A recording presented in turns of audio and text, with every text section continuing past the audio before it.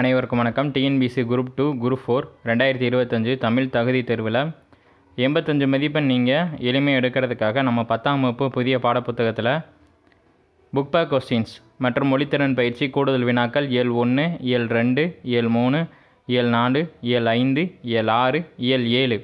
இப்போ நம்ம பார்க்க வேண்டிய யூனிட் எது அப்படின்னா இயல் 7ல் 21 கொஸ்டின்ஸ் கொடுத்துருக்கோம்.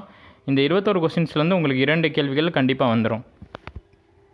10ஆம் வகுப்பு புதிய தமிழ் பாடப்புத்தகம் இயல் 7 மொழித்திறன் பயிற்சி கேள்விகள் மற்றும் கூடுதல் வினாக்கள். மொழித்திறன் பயிற்சி மற்றும் கூடுதல் வினாக்கள். இப்போ நம்ம பார்க்க வேண்டிய முதல் கேள்வி, சரியான அகர வரிசையை தேர்ந்தெடுக்கவும். கேள்வி என்ன?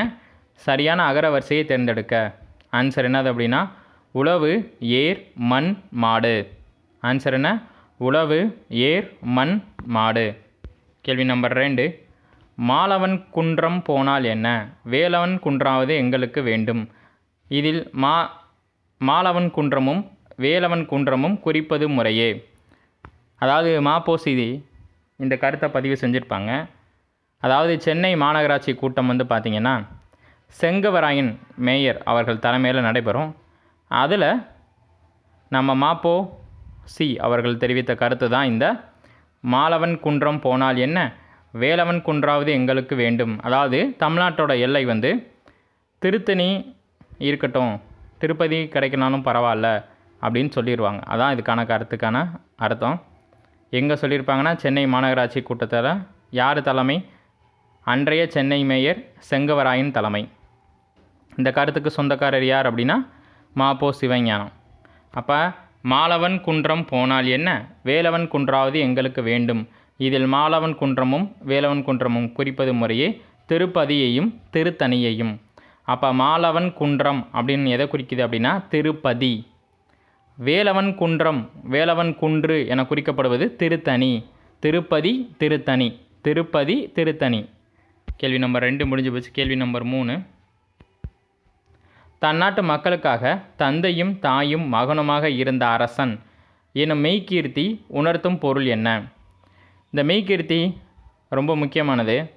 இந்த மெய்கீர்த்தினா என்ன அப்படின்னா புலவர்களால் சொல்லப்பட்டு கல் தச்சர்களால் பொறிக்கப்பட்டதான் இது மெய்கீர்த்தி அப்படின்றது. இது சோழர்கள் காலத்தில் இருக்குது, சேரர்கள் காலத்தில் இருக்குது. நமக்கு புக்கில் கொடுத்தது பார்த்திங்கன்னா சோழாஸோடது, சோழர்கள் பற்றி. கோப்பரகேசரி அவர்களோடது, திருப்போண சக்கரவர்த்தி. அப்போ தன் நாட்டு மக்களுக்கு தந்தையும் தாயும் மகனுமாக இருந்த அரசன் எனும் மெய்கீர்த்தி தொடர் உணர்த்தும் பொருள் என்ன அப்படின்னா நெறியோடு நின்று காவல் காப்பவர். ஆப்ஷன் டியில் விழுகும். டி ஃபார் டெல்லி, டியில் விழுகும். நெறியோடு நின்று காவல் காப்பவர். நெறியோடு நின்று காவல் காப்பவர் தான் அந்த அரசர். அரசர் மக்களுக்கு தாயும் தந்தையும் மகனுமாக இருந்து உதவி செய்வார். கேள்வி நம்பர் 4, இரு நாட்டு அரசர்களும் தும்பைப்பூவை சூடி போர் புரிவதின் காரணம் என்ன? கேள்வி என்ன? இரு நாட்டு அரசர்களும் தும்பைப்பூவை சூடி போர் புரிவதின் காரணம் வலிமையை நிலைநாட்டுதல். ஆணிரையை கவர்தலும் இருக்கும், ஆனால் அதுக்கு ரொம்ப முக்கியமான ஒரு பாயிண்ட் என்ன அப்படின்னா வலிமையை நிலைநாட்டுறதுக்காக தான் அந்த தும்பைப்பூவை சூடி சண்டைக்கு போவாங்க. அப்போ இரு நாட்டு அரசர்களும் தும்பைப்பூவை சூடி போர் புரிவதின் நோக்கம் என்ன அப்படின்னா வலிமையை நிலைநாட்டுதல். தமிழ் இனத்தை ஒன்றுபடுத்தும் இலக்கியமாக மாப்போசி கருதியது சிலப்பதிகாரத்தை. அதனால தான் அவருக்கு சிலம்பு செல்வர் அப்படின்னு ஒரு பேர். சிலம்பு செல்வர் என அழைக்கப்பட்டவர் யாருன்னா மாப்போசி. தமிழ் இனத்தை ஒன்றுபடுத்தும் இலக்கியமாக மாப்போசி கருதியது சிலப்பதிகாரம். மெய்கீர்த்தி என்பது என்ன? மெய்கீர்த்தி என்பது என்ன அப்படின்னா புலவர்களால் எழுதப்பட்டு கல் தச்சர்களால் கல்லால் பொறிக்கப்படுபவை.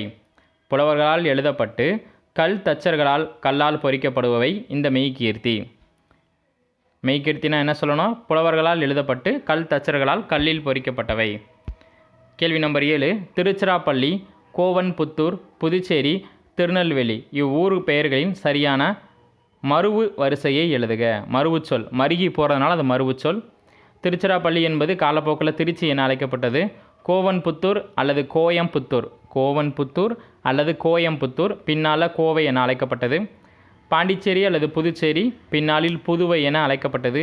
திருநெல்வேலி நெல்லை எனவும் அழைக்கப்பட்டது.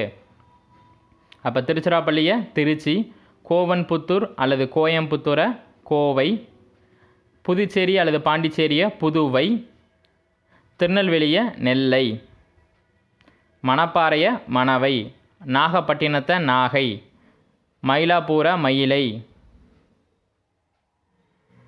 இப்படின்னு சொல்கிறது தான் இந்த கேள்விக்கான அர்த்தம். கேள்வி நம்பர் 8, குமரி மாவட்ட போராட்டத்தை முன்னெடுத்து சென்றவர் மார்சல் நேசமணி.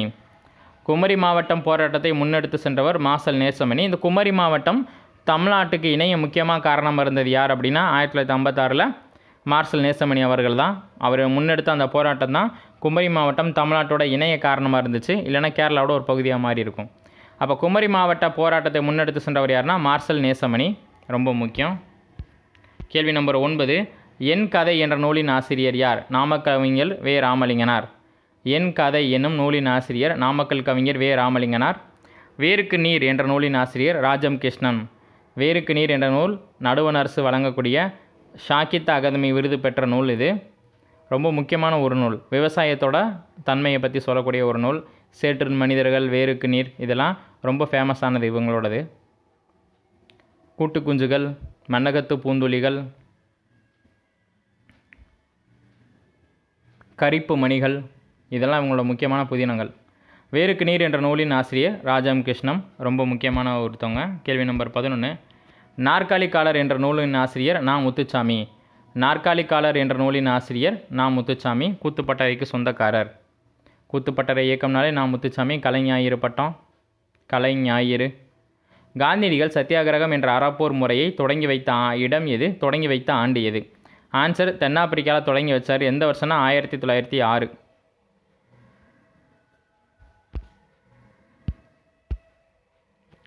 ஆங்கிலேயருக்கு எதிராக வ.உ.சி. தொடங்கிய கப்பல் நிறுவனத்தின் பெயர் என்னன்னா சுதேசி நாவாய் சங்கம். 1906 அக்டோபர் 16 நினைக்கிறேன். ஆங்கிலேயருக்கு எதிராக வ.உ.சி. கலிலியோ லாவா அப்படின்னு 2 கப்பலாக வாங்குகிறாங்க. அந்த கப்பல் நிறுவனத்தின் தலைவராக பாண்டித்துரையர் செயல்படுறாரு. அதோட செயலாளராக வ.உ. சிதம்பரம் பிள்ளை செயல்படுறாரு. ரூபாய் 10 லட்சம் முதலீட்டில், இது கூட கேட்பாங்க, எத்தனை லட்சம் முதலீட்டில் சுதேசி நாவாய் சங்கம் தொடங்கப்பட்டதுன்னா 10 லட்சம் முதலீட்டில். 12ஆம் வகுப்பு வரலாறு புத்தகத்தில் இருக்குது. இதெல்லாம் தேசிய இயக்கத்தின் எழுச்சி அப்படின்னு இருக்குது, அல்லது தேசியவாதத்தின் எழுச்சின்னு இருக்கும். ஆங்கிலேயருக்கு எதிராக வ.உ.சி. தொடங்கிய கப்பல் நிறுவனத்தின் பெயர் சுதேசி நாவாய் சங்கம்.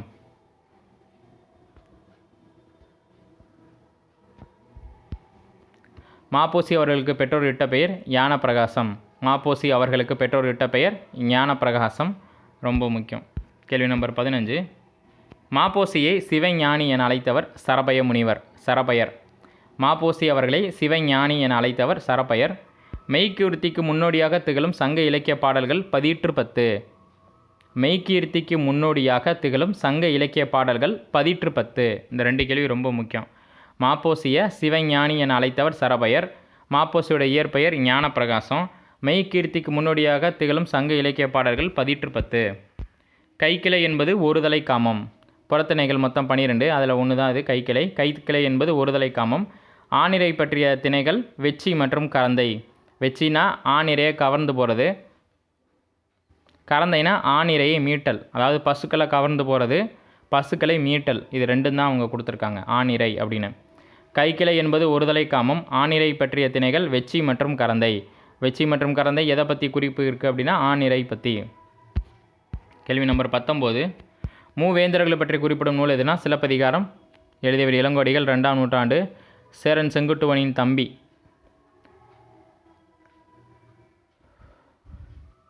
மூவேந்தர்கள் பற்றி குறிப்பிடும் நூல் எதுனா சிலப்பதிகாரம். புகாரகாண்டம், மதுரை காண்டம், வஞ்சி காண்டம் என்ற 3 காதைகளையும் 3 காண்டங்களையும் 30 காதைகளையும் உடையது.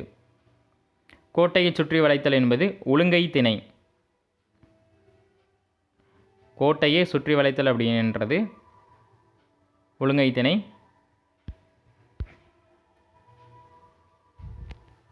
இந்திய நாட்டின் மிக உயரிய விருது எதுனா இந்திய மாமணி விருது. அதாவது பாரத ரத்னாவை தான் தமிழில் இந்திய மாமணின்னு சொல்லுவாங்க. பாரத ரத்னா அல்லது இந்திய மாமணி. இந்தியா நாட்டின் உயரிய விருது இந்திய மாமணி அல்லது பாரத ரத்னா. ரொம்ப முக்கியமான கேள்வி இது.